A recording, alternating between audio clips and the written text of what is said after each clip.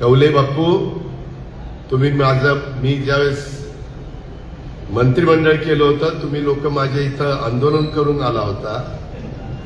आज तिथं ढोल वाजवा ना.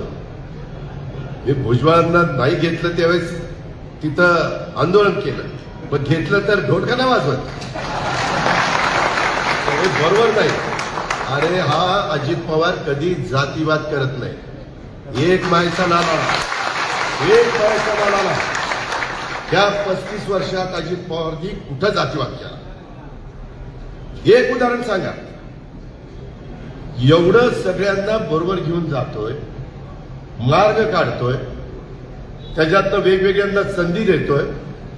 पुढेही भुजबळ साहेबांना सांगितलं, भुजबळ साहेब काही दिवसांनी तुम्हाला राज्यसभेत खासदार म्हणून पाठवणार आहे. जे प्रमुख नेते आहेत त्यांना मान सन्मान दिलाच पाहिजे, त्याच्याबद्दल दुमत असायचं काय कारण आहे? पण काही माहिती घ्यायची नाही, काय न्यायची, आणि काही तर ते फोटोच येऊ नये म्हणून असे लपतात. अरे लपता कशाला? उघडपणा या ना.